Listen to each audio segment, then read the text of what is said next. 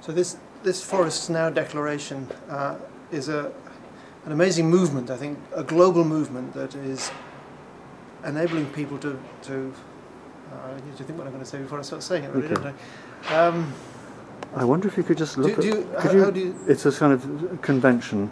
Could you look at my hand as if I was an interviewer? Yes, sorry. That's okay, I should have mentioned that. You look very nice.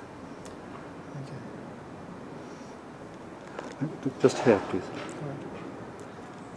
So the important thing that this declaration does is to remind people that forests are more than just trees and more than just potential timber profits. Forests are ecosystems that the whole planet depends on.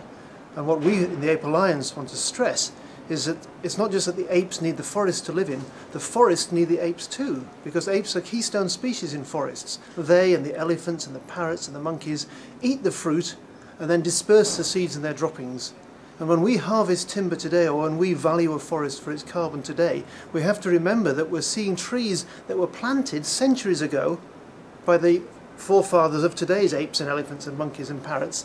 And if we want trees in the future for our children to benefit from, for the planet to be regulated by, then obviously we need to ensure that the apes and the elephants and the parrots and the monkeys all survive. So this is the message we would like to say. Forests now, yes, but forests are more than just trees. Forests are the whole complex ecosystem.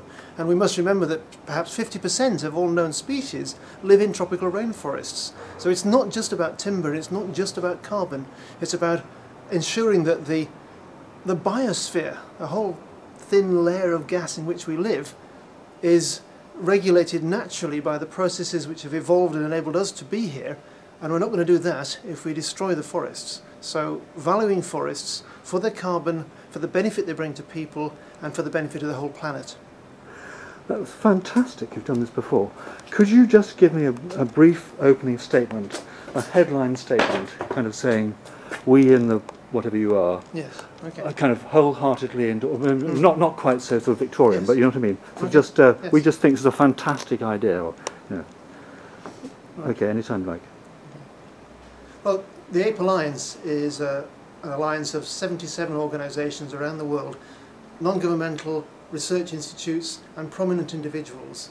And we recognise the importance of forests, so we wholeheartedly support this declaration and essentially urge the governments of the world to make a better regulatory framework so that carbon brings value to living forests and not to dead forests.